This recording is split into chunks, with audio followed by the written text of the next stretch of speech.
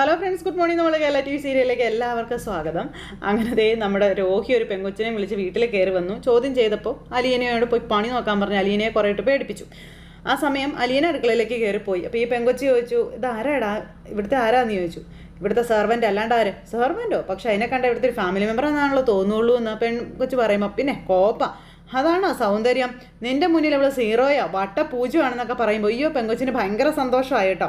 വാ വീട് കാണിച്ചു തരാമെന്ന് പറഞ്ഞുകൊണ്ട് രോഹിയെ പെങ്കൊച്ചിന് വീടൊക്കെ കാണിച്ചു കൊടുക്കുക. കിച്ചൺ റൂം, അത് ലിവിങ് റൂം, ഇത് ആ റൂം, ഇത് ബെഡ്റൂം എന്നൊക്കെ പറഞ്ഞ് എല്ലാം കാണിച്ചു കൊടുത്തു.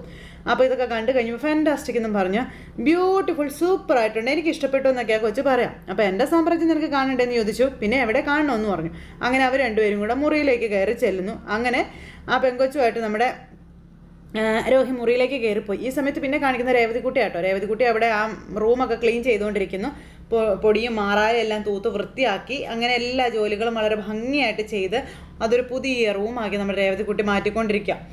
അങ്ങനെ എല്ലാം തൂത്തും തുടച്ചും അതുപോലെ അവരുടെ മോൻ്റെ ഫോട്ടോയൊക്കെ എടുത്ത് അതൊക്കെ തൂത്ത് തുടച്ച് എല്ലാം വൃത്തിയാക്കി രേവതിക്കുട്ടി എല്ലാം വളരെ ഭംഗിയായിട്ട് ചെയ്തു വെക്കുന്നു.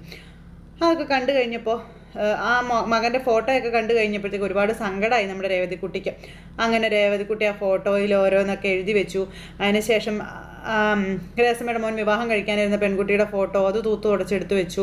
അങ്ങനെ മാറാലെല്ലാം തുടച്ച് എല്ലാം നല്ല ഇതായിട്ട് ചെയ്തുകൊണ്ടിരിക്കുക, ഭയങ്കര സങ്കടത്തോടു കൂടി. എന്നിട്ട് അവരെ രണ്ടുപേരെയും നോക്കി, അതായത് അവർ രണ്ടുപേരും കൂടി ഇരിക്കുന്ന ഫോട്ടോയൊക്കെ നോക്കിക്കൊണ്ട് ഇങ്ങനെ നിൽക്കുക രേവതിക്കുട്ടി.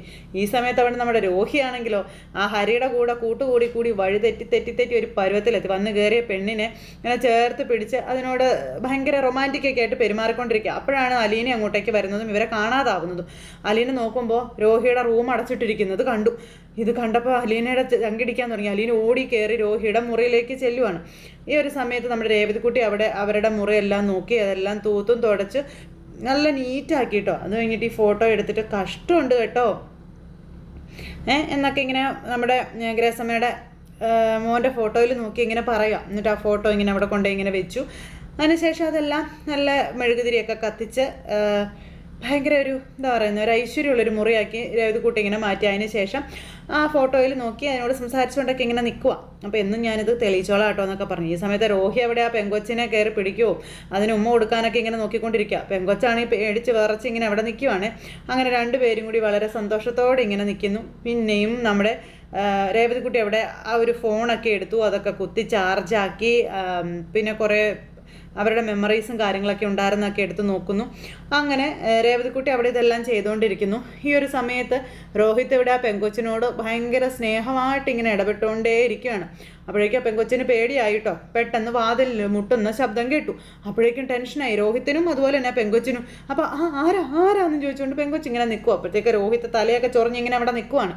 ഒരു കള്ളക്കളിക്കും നമ്മുടെ അലീനയെ കിട്ടില്ല. എന്തായാലും രോഹിത്ത് ചെന്ന് വാതിൽ തുറക്കാൻ നോക്കിയപ്പോഴത്തേക്കും വെയിറ്റ് ഞാൻ ഒളിക്കട്ടെ എന്ന് പറഞ്ഞുകൊണ്ട് വേഗം കയറിയ പെങ്കൊച്ച് ഒളിച്ച് നിൽക്കുന്നു. അപ്പോൾ രോഹിത്ത് എന്ന് വാതിൽ തുറന്നു.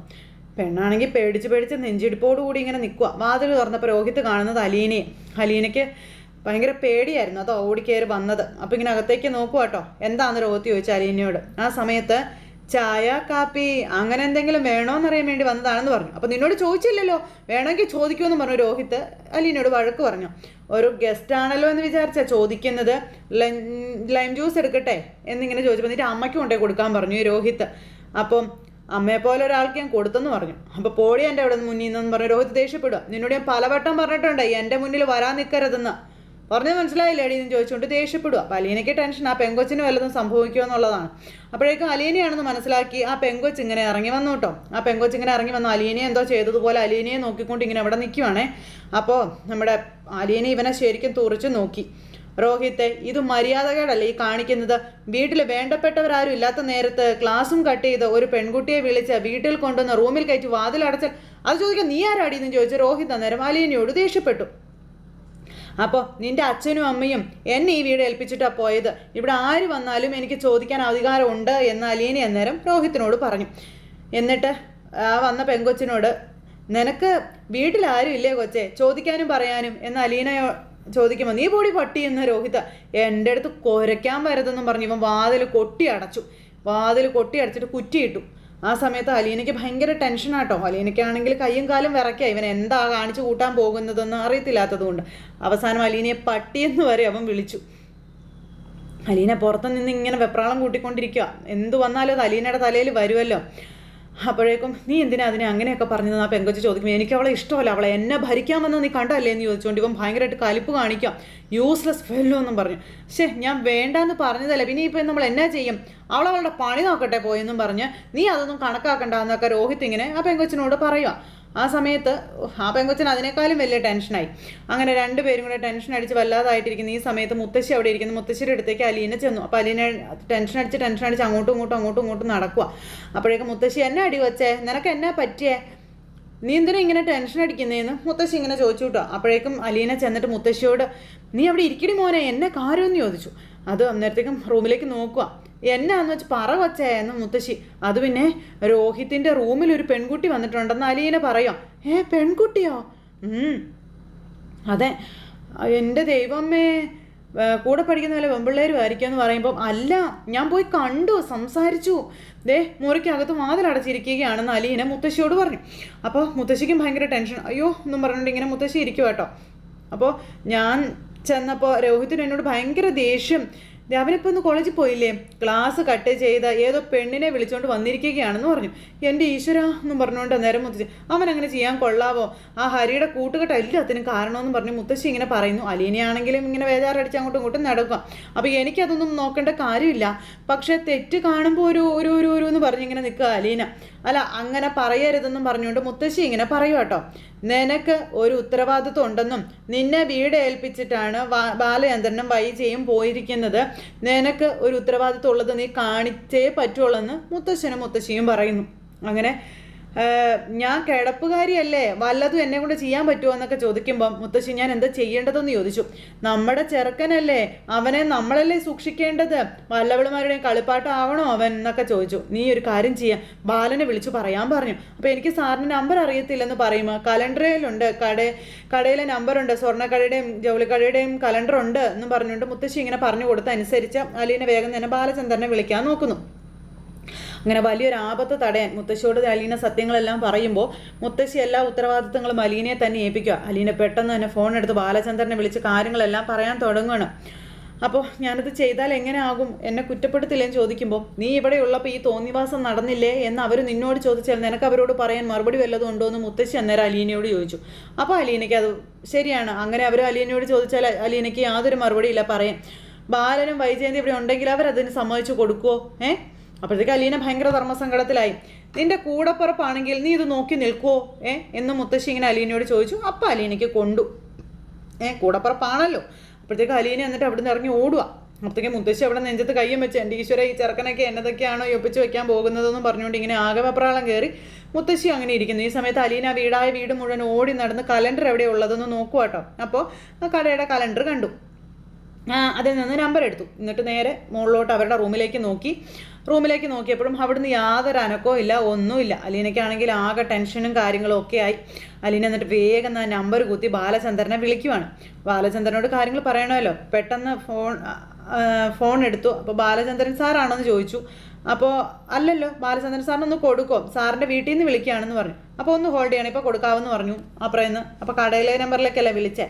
വേഗം തന്നെ ബാലചന്ദ്രന് കൊണ്ടുവന്ന് അവിടുത്തെ സ്റ്റാഫാണെന്ന് തോന്നുന്നു ഫോൺ കൊടുത്തു. അലീനയാണെങ്കിൽ ഇത് ബാലചന്ദ്രനോട് പറയാനായിട്ടുള്ള ആ ഒരു ഇതിൽ ഇങ്ങനെ നിൽക്കുന്നു. പറഞ്ഞ് ആ ഒരു സംഭവങ്ങളും കാര്യങ്ങളും ഒക്കെ ഇങ്ങനെ അവിടെ നടന്നുകൊണ്ടിരിക്കുക. എന്തായാലും രോഹിത്തിൻ്റെ കാര്യത്തിൽ നിന്നൊരു തീരുമാനമാകും. അധികം താമസിക്കാതെ അലീനയുടെ കാര്യത്തിൽ രോഹിത്ത് ഒരു തീരുമാനം ഉണ്ടാക്കും. അപ്പോൾ അങ്ങനെയൊക്കെ ഒരു സിറ്റുവേഷനും കാര്യങ്ങളൊക്കെ കാണിച്ചുകൊണ്ട് നല്ലൊരു എപ്പിസോഡായിരുന്നു ഇന്നത്തേത്. അപ്പോൾ എല്ലാവരും കാത്തിരുന്ന് കാണണേ. എല്ലാവർക്കും നല്ലൊരു ദിവസം ആശംസിക്കാട്ടോ. എല്ലാവരും തരുന്ന സപ്പോർട്ടിനും സ്നേഹത്തിനും ഒത്തിരി നന്ദി അറിയിക്കുന്നു. അടുത്ത സൂപ്പർ ഹിറ്റ് കഥയുമായി കാണുന്നത് വരെ എല്ലാവർക്കും നന്ദി. അതോടൊപ്പം നമ്മുടെ ചാനൽ ആദ്യമായിട്ട് കാണുന്നവരുണ്ടെങ്കിൽ ഒന്ന് സബ്സ്ക്രൈബ് ചെയ്യണേ. തൊട്ടടുത്ത് കാണുന്ന ബെൽ ബട്ടൺ അമർത്തി കഴിഞ്ഞിട്ടുണ്ടെങ്കിൽ നമ്മുടെ വീഡിയോസ് എളുപ്പത്തിൽ കാണാൻ കഴിയുന്നതായിരിക്കും. അപ്പോൾ ഒരിക്കൽ കൂടി എല്ലാവരും തരുന്ന സ്നേഹത്തിനും അതുപോലെ നല്ല വാക്കുകൾക്കും ഒത്തിരി നന്ദി അറിയിച്ച് നിർത്തുന്നു. ടാറ്റാ. ഇനിയിപ്പോൾ നാളത്തെ കുറച്ച് വിശേഷം കൂടി ഒന്നായാലോ. നമ്മുടെ അലീന ബാലചന്ദ്രനെ വിളിച്ച് രോഹിത്ത് ഇങ്ങനെ ഒരു പ്രവൃത്തി ചെയ്തിട്ടുണ്ടെന്നും ഇവിടെ ഒരു പെൺകുട്ടി ഉണ്ട് എന്നുള്ള കാര്യവും പറയും. അപ്പോൾ സാർ എത്രയും പെട്ടെന്ന് ഇവിടെ വരണം എന്നും അലീന നമ്മുടെ ബാലചന്ദ്രനോട് പറയും. അപ്പോൾ അലീന പറയുന്നത് കേട്ട് ആ വീട് ഇളകി മറിച്ചുകൊണ്ട് അല്ലെങ്കിൽ ഇളക്കി മറിച്ചുകൊണ്ട് ബാലചന്ദ്രൻ ആ വീടിനകത്തേക്ക് കയറി വരും. കയറി വന്ന് മകൻ്റെ വാതിലിൻ്റെ ഡോറിൽ മുട്ടിക്കഴിയുമ്പോൾ മകനാണെങ്കിൽ പെണ്ണിനെ വീണ്ടും ഒളിപ്പിച്ച് നിർത്തി ഡോറ് തുറക്കും. ഡോറ് തുറന്നു കഴിയുമ്പോൾ അച്ഛനെ കണ്ട് മകൻ പേടിച്ച് ഇറച്ചി ഇങ്ങനെ നിൽക്കുന്ന സമയത്ത് അച്ഛൻ അവനെ ചോദ്യം ചെയ്യുന്നു. ഇവനാണെങ്കിൽ അച്ഛൻ്റെ നേരെ കുരച്ചുകൊണ്ട് ഇങ്ങനെ നിൽക്കുകയാണ്. അപ്പോൾ ബാലചന്ദ്രൻ എൻ്റെ തനി സ്വഭാവം നീ കാണിക്കരുത്, മാറി നിൽക്കണമെന്ന് പറഞ്ഞാൽ അവൻ തള്ളി മാറ്റിയിട്ട് അകത്തേക്ക് കയറി നോക്കും. അകത്തേക്ക് കയറി നോക്കുമ്പോൾ അതിൽ നിന്നൊരു പെങ്കൊച്ചിറങ്ങി വരുന്നു. അങ്ങനെ ആ ഒരു സമയത്ത് പെണ്ണിനെ കണ്ടതും ബാലചന്ദ്രൻ ഞെട്ടിപ്പോട്ടോ. അപ്പോൾ അലീന താഴെ നിന്ന് ടെൻഷൻ അടിച്ച് ഇങ്ങനെ നിൽക്കുക. ആ ഒരു നേരത്തിന് ഈ പെങ്കൊച്ചിനെ നമ്മുടെ ബാലചന്ദ്രൻ ചോദ്യം ചെയ്യുമ്പോൾ അച്ഛൻ അവളെ ഒന്നും പറയണ്ട, ഞാൻ അവളെ വിളിച്ചുകൊണ്ട് വന്നതെന്നും പറഞ്ഞ് രോഹി പറയുക. അത് കേട്ടപ്പോഴത്തേക്കും അച്ഛൻ മകൻ്റെ ചെവിക്കല്ല് തീർത്ത് ഒരൊറ്റ അടിയും കൂടി അങ്ങ് വെച്ചങ്ങ് കൊടുക്കും. ഇത്രയും തെണ്ടിത്തരം ചെയ്തതും പോരാഞ്ഞിട്ട് അച്ഛൻ്റെ നേരെ നിന്ന് അച്ഛനെ വെല്ലുവിളിച്ച് അച്ഛൻ്റെ മുന്നിൽ നല്ല പിള്ള ചമഞ്ഞ് സംസാരിക്കുന്നത് കണ്ട് ബാലചന്ദ്രന് സഹിക്കാൻ പറ്റാതെ ബാലചന്ദ്രൻ ഇങ്ങനെ നിൽക്കും. എന്തായാലും വൈജയന്തിയെ എൻ്റെ മക്കൾ ഏറ്റവും ബെറ്റർ ആണെന്നും പറഞ്ഞ് വളർത്തിക്കൊണ്ട് വന്നിട്ട് അലീനയുടെ മുന്നിൽ ഓരോ ദിവസവും വൈജയന്തി നാണം കെട്ട് തല കുനിച്ച് തൊലി ഉരിഞ്ഞ് ഉത്തരം മുട്ടി നിൽക്കുന്ന സാഹചര്യങ്ങളാണ് വരുന്നത്. ആ ഹരി എന്ന് പറയുന്നതിൻ്റെ കൂടി രോഹി ലോക തോൽവിയായി മാറിക്കൊണ്ടിരിക്കുന്ന ഒരു സാഹചര്യം. അപ്പം നാളത്തെ എപ്പിസോഡിൽ ഇങ്ങനെയുള്ള നല്ല അടിപൊളി കാര്യങ്ങളാണ് കാണാനിരിക്കുന്നത്. അപ്പോൾ എല്ലാവരും കാണുമെന്നുള്ള പ്രതീക്ഷയോടെ thank you. C again, take care, bye bye. പിന്നെ നമ്മുടെ ചാനൽ സബ്സ്ക്രൈബ് ചെയ്യുന്ന കാര്യം മറന്നു പോകരുത് കേട്ടോ. അപ്പോൾ എല്ലാവർക്കും ഒരിക്കൽ കൂടി ഒത്തിരി നന്ദി അറിയിച്ച് വീണ്ടും കാണാമെന്നുള്ള ശുഭാപ്തി വിശ്വാസത്തോടു കൂടി നിർത്തുകയാണ്. Thank you.